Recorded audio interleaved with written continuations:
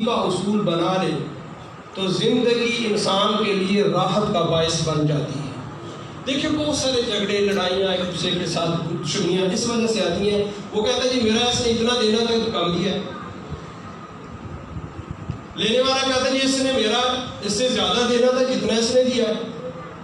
اگر بندہ اپنے حق کے واجب سے تھوڑا کم لے لے اور دوسرے پر جو واجب ہے اس سے تھوڑا اس کی ذمہ جو واجب ہے اس سے بھی کم لے لے تو یہ احسان کا ایک طریقہ ہے۔ اور یہ احسان لینے دینے میں نہیں، عبادت میں، معاملات میں، اخلاق میں، ایک دوسرے کے آداب میں، عزت افزائی میں، جب بندہ جو کوئی جس کا مستحق ہے اس سے تھوڑا زیادہ دیتا ہے تو یہ بندہ احسان کرنے والوں میں شامل ہو جاتا ہے۔ واللہ یحب المحسنین، اللہ احسان کرنے والوں کے ساتھ محبت فرماتا ہے۔ اللہ تعالیٰ سے دعا ہے اللہ جل مجدہ مرحومہ کے درجات کو جنت النعیم کے اندر بلند فرمائے اور ہم سب کے لیے اور خصوصاً والدین کے لیے ذخیرہ آخرت بنائے اور ہمیں حضور صلی اللہ علیہ وآلہ وسلم کی صحیح پیروی کرنے کی توفیق عطا فرمائے۔ وما علینا الا البلاغ۔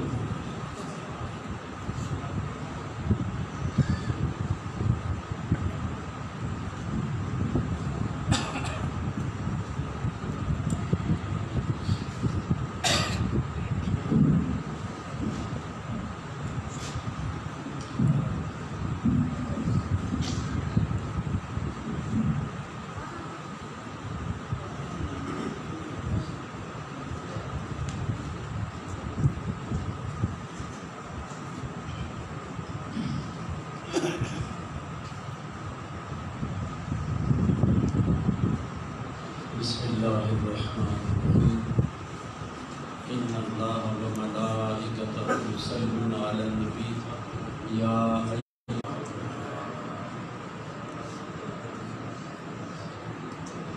ایک نام محمد ہے جو بڑھ کر گھٹا نہیں، ورنہ ہر ایک عروج میں پنہا زوال ہے۔ ایک نام محمد ہے جو بڑھ کر گھٹا نہیں، ورنہ ہر ایک عروج میں پنہا زوال ہے۔ ذکر نبی کا کرے تو ملتی ہے روح کو ٹھنڈک، علی کا ذکر لہو کو ابال دیتا ہے، اور جسے میرا رب اوج کمال دیتا ہے اسے خاتون جنت کے دروازے پہ ڈال دیتا ہے۔ نہ دیار غیر سے پھول اور کلیاں مانگ، نہ حسن گلستان سے پھول اور کلیاں مانگ، نہ دیار غیر سے قسمت اپنی بلی مانگ۔ مانگنے کا اگر تیرا ارادہ ہی ہے پیارے تو کاسا پکڑ ہاتھ میں اور جا مدینے کی گلی میں۔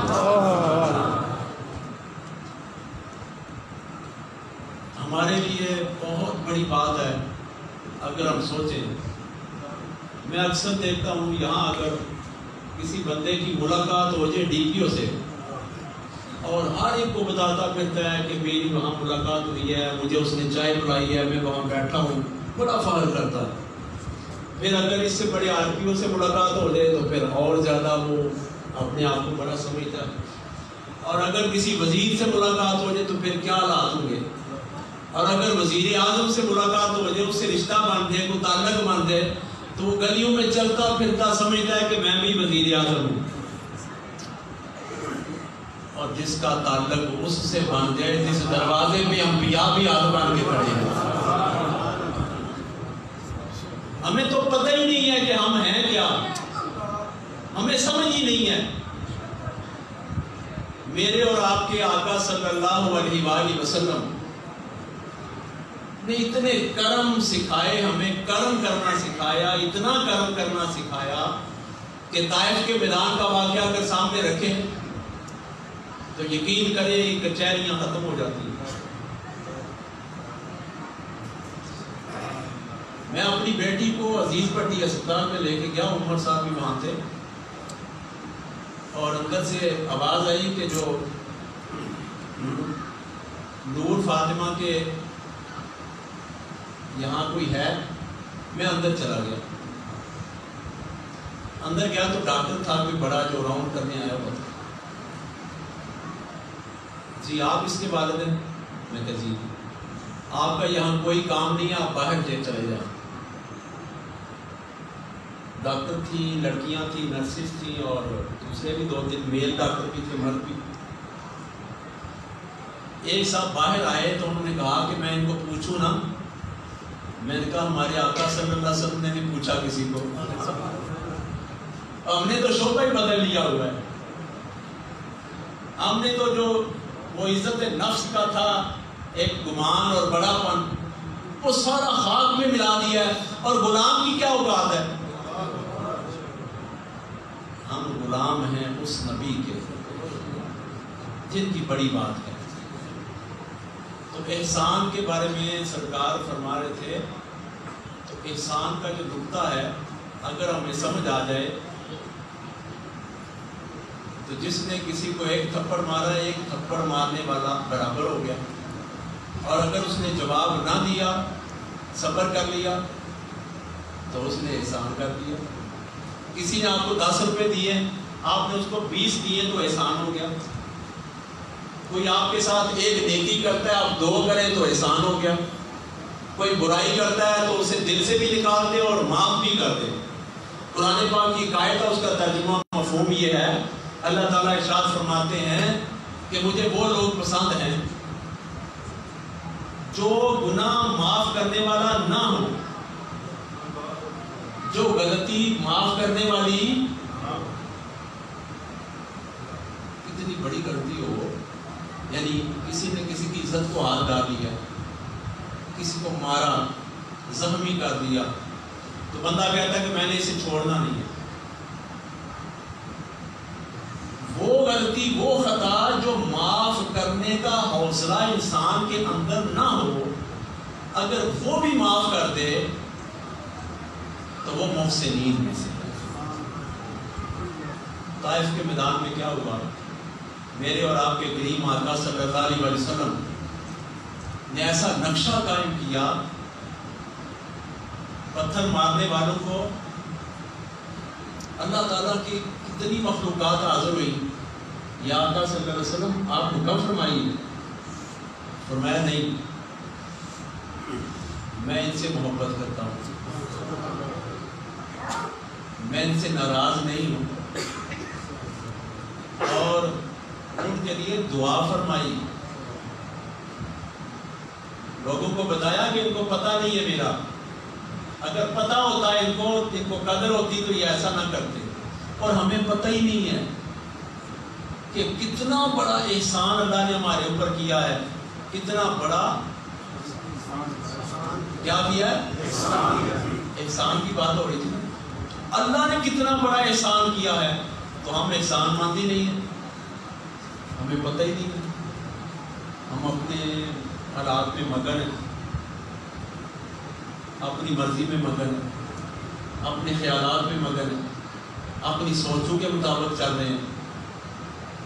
تو کتنے بڑے احسان ہمارے اوپر ہوئے ہیں کہ ہمیں پتہ آقا دو جہاں صلی اللہ علیہ وسلم کی غلامی کا پڑا ہے اور نظر نہیں آتی.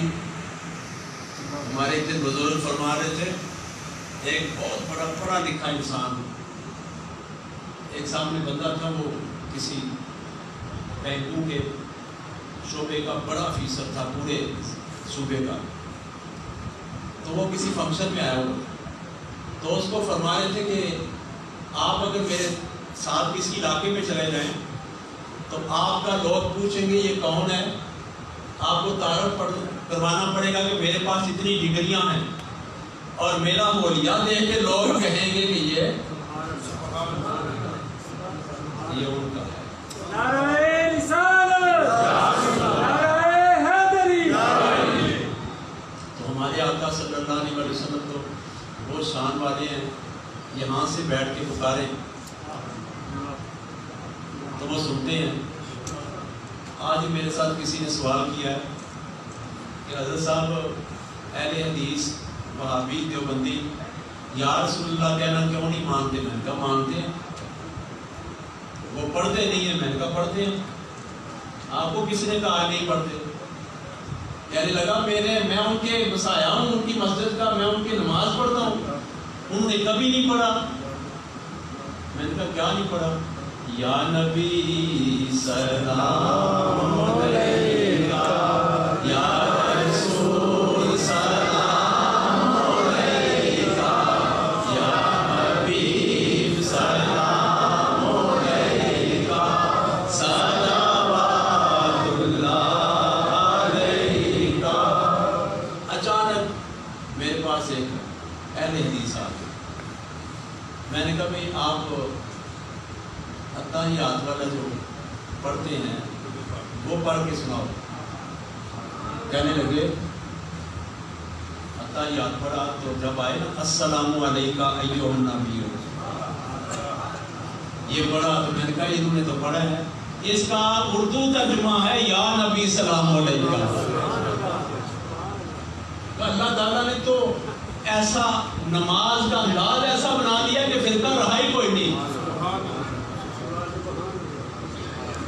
اور پھر قرآن پڑھتے ہیں تو وہاں بھی پڑھتے ہیں حرف ندا، یا ایھا المزمل، کیا پڑھتے ہیں؟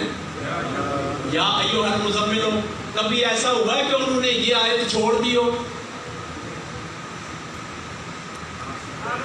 جو قرآن پڑھتے ہیں وہ پڑھتے ہیں نا، یا ایھا النبی انا ارسلناک شاہدا ومبشرا ونذیرا، یہ پڑھتے ہیں۔ وہ جو پاس بیٹھے تھے وہ کہنے لگے جی ہم تو پڑھتے ہیں۔ میں نے کہا پھر فرقہ کس چیز کا؟ نام بے شک گملوں میں کئی طرح کے پودے لگے ہوتے ہیں، کسی کا پھول کا رنگ سفید ہے، کسی کا سرخ ہے، کسی کی خوشبو چمیلی کی ہے، کسی کی گلاب کی ہے، کسی کی کوئی بھی ہے، ہیں سارے پھول، رنگ لادا لادا ہے۔ تو میں نے کہا بھائی پڑھتے ہیں کہ نہیں پڑھتے؟ کہنے لگے پڑھتے ہیں۔ تو میں نے کہا یہ بتاؤ کہ آقا دو جہاں صلی اللہ علیہ وسلم اللہ کا ہمارے اوپر کتنا بڑا احسان ہے۔ رونے لگ گیا۔ تو میں نے کہا آپ مسلک دیکھتے ہو، آپ اس کا عقیدہ اور دل تو دیکھو، دل کتنا آقا صلی اللہ علیہ وسلم کی محبت میں پیار کرنے والا ہے۔ اللہ کا اتنا بڑا احسان ہے کہ ہمیں آقا صلی اللہ علیہ وسلم ملے ہیں اور ہم ان کے ساتھ محبت کریں۔ اور محبت کس طرح کریں؟ آپ سب کو پتہ ہے کس طرح کرنی ہے۔ پولیس میں نوکری کرنے والا خادم صاحب سادہ لباس پہن کے جائے تو اسے پولیس والا مانتے ہیں؟ اس کی ایک وردی ہے، کہا یہ محکمہ ہے، اس کا ڈسپلن ہے۔ یہ واپٹا والے ہیں، وہاں میں گیا چند دن پہلے اپنے پیر و مرشد کے ڈیمانڈ نوٹس کے حوالے سے، تو انہوں نے سب نے ایک ہی وردی پہنی ہوئی تھی۔ تو میں نے کہا آپ دوسرا لباس کیوں نہیں پہنتے؟ کہتے ہیں کہ یہ ڈسپلن ہے، افسر ناراض ہوتے ہیں۔ میں نے اندر سے کہا، میں نے کہا ہمارے افسر تو راضی ہوں گے، ہم اپنے افسروں کے ڈسپلن کے مطابق ہے۔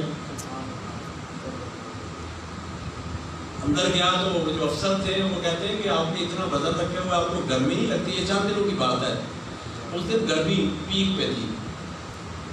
میں نے کہا جب اپنے محبوب کے ڈسپلن پہ ہوں، ان کی محبت کا یہ امامہ شریف رکھا ہو تو گرمی نہیں دیتا، ٹھنڈک دیتا ہے، یہ سکون دیتا ہے۔ تو مجھے کہتے ہیں کہ آپ کا کاروبار کیسا؟ میرے پاس ایک بیٹھے ہوئے تھے صاحب، انہوں نے چین پہنی ہوئی تھی سونے کی اور ایک ادھر سنگلی سے پہنی ہوئی تھی۔ تو اس نے سمجھا کہ مولوی صاحب امام مسجد آ گئے ہیں تو یہ اپنی بات کر لیں۔ کہتا جی آپ مولوی صاحب سے آپ بات کر لیں، میں بعد میں آ جاتا ہوں۔ انہوں نے کہا مولوی صاحب جو انجینئر نہیں گجرات ہے،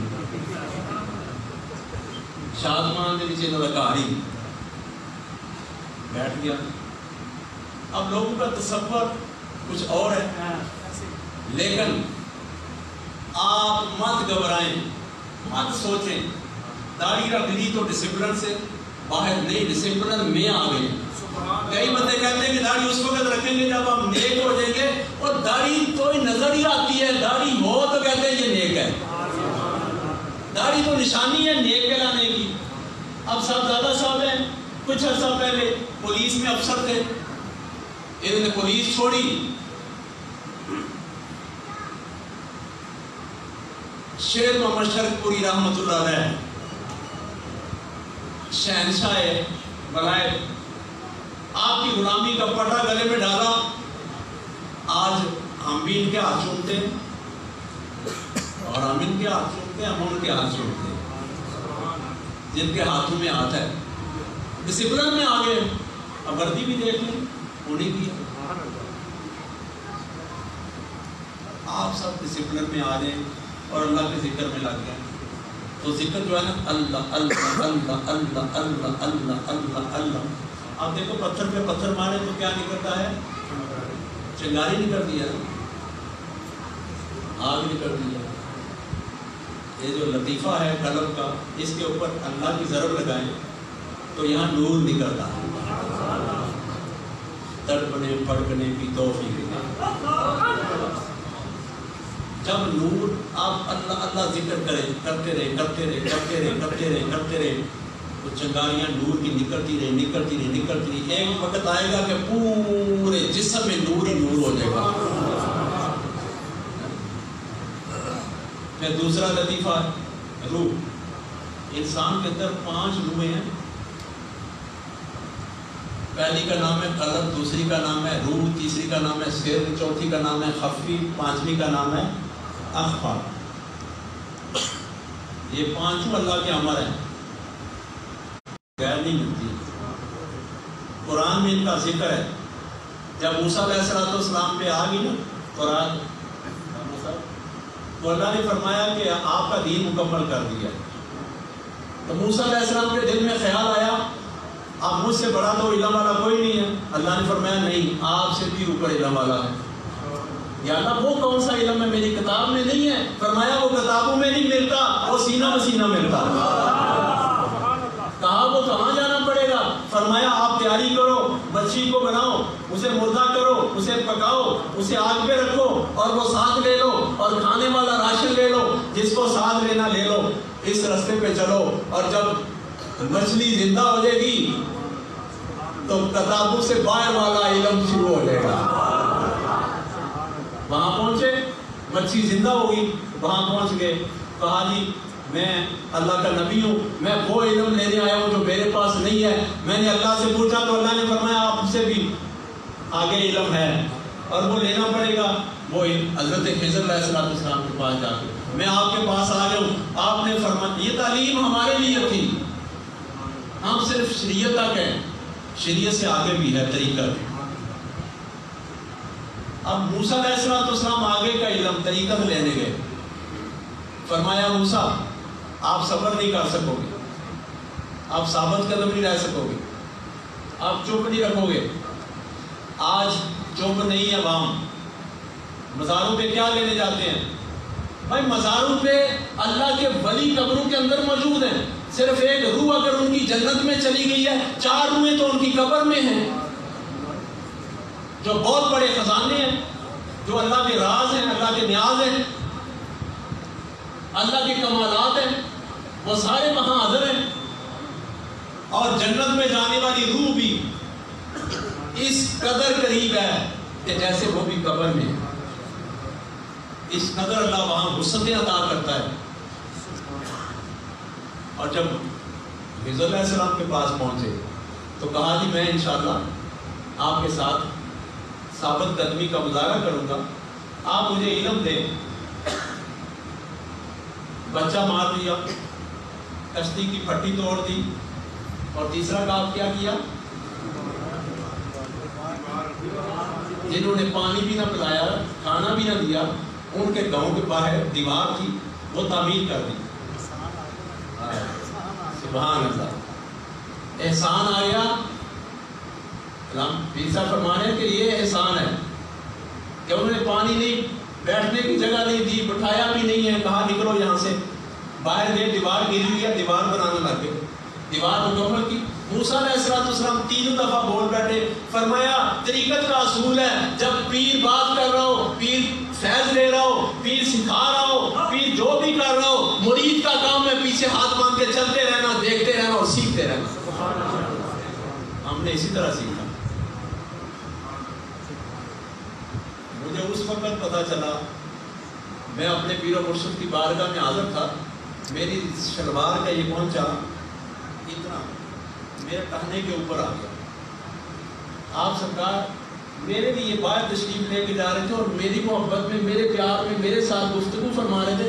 جب باہر جا رہے تھے تو آپ نے اپنی آسا مبارک سے فرمایا یہ کون ہے؟ عرض کی سرکار یہ مرید ہے. فرمایا میرا مرید نہیں ہے. آپ کا رنگ جلال سے سرخ ہو گیا. آپ نے فرمایا میرا مرید تو سنت کا پابند ہے، یہ تو سنت کا پابند ہی نہیں ہے، اس کی شلوار تو ٹخنے سے نیچے جا رہی ہے. اب میں نے وہاں رونا دھونا شروع کیا. اس دن مجھے پتا چلا پیر وہ ہے جو ڈنڈے سے، نگاہ سے میرے آقا صلی اللہ علیہ وسلم کی سنت کے مطابق کر دے. پیر وہ ہے. اس دن میرا دل و جان قربان ہو گیا، معافی ملی، بس سیراب ہونا شروع ہو گئے. اسی دن ہی سبق میرے سارے پورے کر دیے. اب تو ثابت قدمی کی طرف آ گیا. خلافت کا پروانہ دے کے مجھے گھر بھیج دیا. گھر آیا، دوسرے دن میری والدہ صاحبہ فرمانے لگی بیٹا آج رات کو آپ کے دادا جان ملے ہیں اور انہیں کہا کہ بیٹے کو آج مبارک دینا. مجھے کرنٹ پڑا. میں نے کہا یہ کیا بات ہے؟ اور آپ کے جو پیر صاحب ہیں انہوں نے مجھے کچھ دیا ہے، کہا اس اپنے بیٹے سے کہو کہ خانقاہ تعمیر کریں. یہ کیا ہوتی ہے؟ سبحان اللہ. یہ ہے خضر علیہ السلام کا عطا کرتا باطنی علم.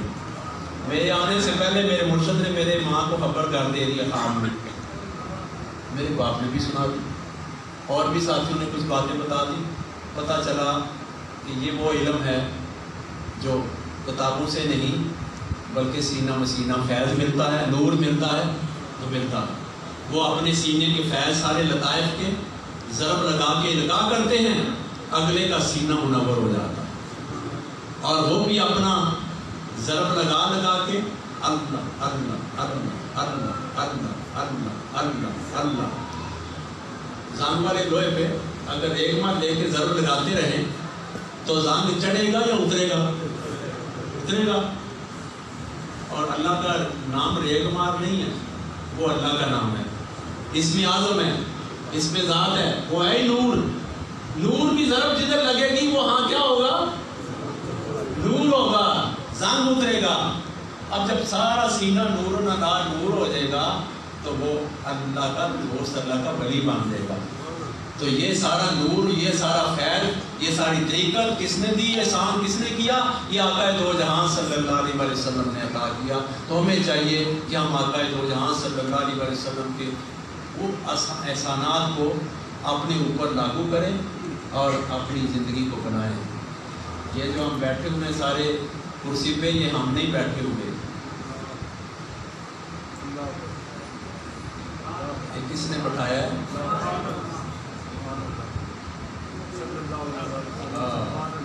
انہوں نے بٹھایا ہے. اور وہ جسے چاہتے ہیں اور جسے اوج کمال دیتے ہیں اسے خاتون جنت کے دروازے پہ ڈال دیتے ہیں. اپنے آپ کو بٹا لے، اپنے نفس کو مار کے مطمئنہ کر لیں. اور نفس مطمئنہ خود نہیں ہوتا، یہ بھی لوہا ہو اسے کوئی کہے بھٹی کے بغیر ٹھیک کر لے تو ہو جاتا ہے.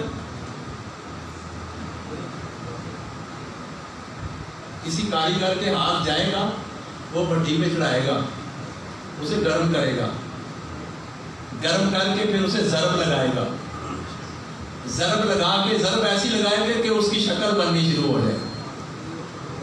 اور جب شکل بن جاتی ہے تو پھر وہ کام کی ہو جاتی ہے.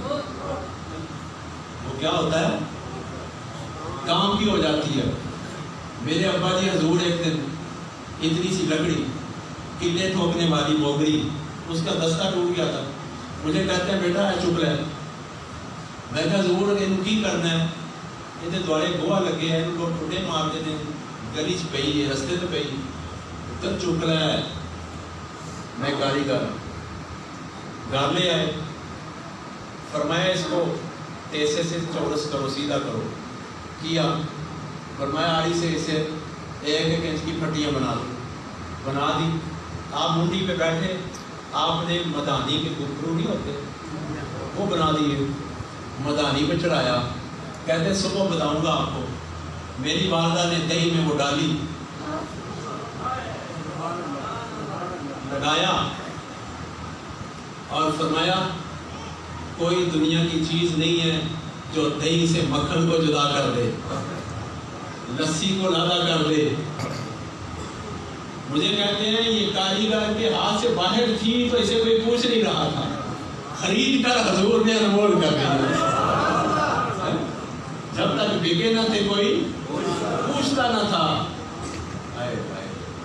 خرید کر حضور نے انمول کر دیا ہمارے آقا صلی اللہ علیہ وسلم کی شان کیا ہے حضرت بلال رضی اللہ تعالیٰ عنہ نے آقا صلی اللہ علیہ وسلم کی خدمت کی وضو کروایا سرکار خوش ہو گئے سرکار خوش ہو گئے فرمایا بلال مانگو جو مانگتا ہے باقاعدہ اختلاف سے سنیے بات بلال مانگو جو مانگتے ہو عرض کی یا رسول اللہ صلی اللہ علیہ وسلم میرا دل کرتا ہے کہ میں سب سے پہلے جنت میں جاؤں آقا صلی اللہ علیہ وسلم کی رحمت جوش میں ہے یہ نہیں فرمایا کہ مجھے اللہ سے پوچھ لینے تو میرے پاس اختیار نہیں ہے فرمایا بلال میں تجھے خوشخبری دیتا ہوں کہ تم کائنات میں جنت میں سب سے پہلے جائے گا بلال خوش ہو گئے صحابہ کرام رنجیدہ ہو گئے باہر نکل کے صحابہ کرام نے فرمایا بلال آپ نے بہت بڑی خطا کر دی توبہ کرو رجوع کرو آپ کو پتہ نہیں ہے کہ آپ سب سے پہلے جا رہے ہیں سب سے پہلے تو آقا صلی اللہ علیہ وسلم نے جانا ہے آپ ان سے بھی آگے کیا بیٹھے ہیں بلال گھبرا گئے پریشان ہو گئے دکھی ہو گئے اندر آئے معافی مانگی عرض کی یا رسول اللہ صلی اللہ علیہ وسلم غلطی ہو گئی رجوع کرتا ہوں معافی مانگتا ہوں توبہ کرتا ہوں مجھے معاف کر دیں آقا صلی اللہ علیہ وسلم نے فرمایا میں نے جو کہہ دیا وہ ہو گیا اب یہ لفظ تبدیل نہیں ہوتے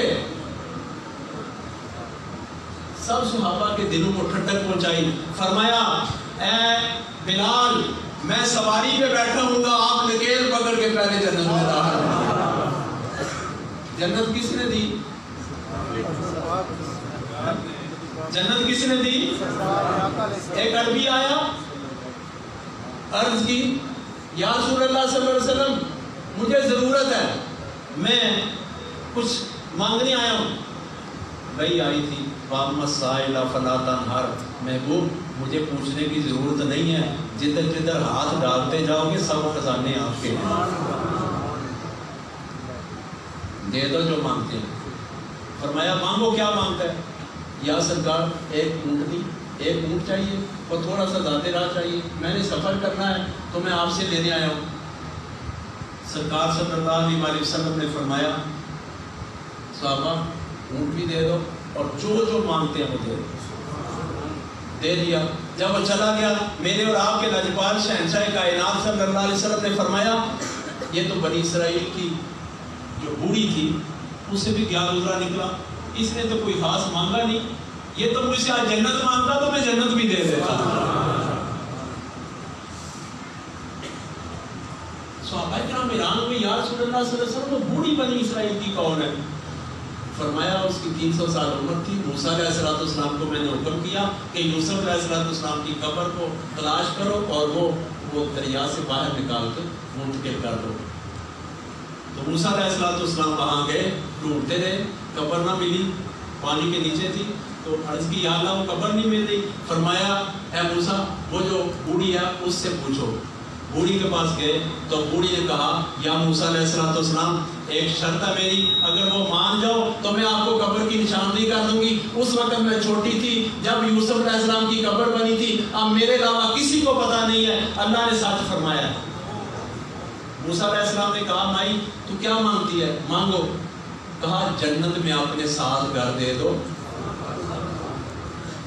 تو میں آپ کو بتا دوں گی موسیٰ علیہ السلام نے یہ نہیں کہا کہ میں جنت نہیں دے سکتا فرمایا ہاں چل بوڑھی میں تیرے ساتھ جنت کا وعدہ کرتا ہوں آپ مجھے جگہ بتاؤ موسیٰ علیہ السلام جنت دے سکتے ہیں تو نبیوں کے تاجدار کا کیا حال ہوگا؟ نبیوں کے تاجدار کا حال کیا ہوگا؟ ہمارے آقا صلی اللہ علیہ وسلم تو وہ شان والے ہیں، رب کعبہ کی قسم آپ جنت کا سوال کر کے دیکھو، اما السائل فلا تنہر، اس دروازے سے انکار تو ہے ہی نہیں۔ بہت بڑا احسان ہے ہمارے اوپر جو اللہ نے کیا ہے کہ ہمیں آقا صلی اللہ علیہ وسلم عطا کیے ہیں۔ ہم ایسی محفلوں کی طرف جائیں جن محفلوں میں آقا صلی اللہ علیہ وسلم کی محبت ملتی ہے، شریعت ملتی ہے، طریقت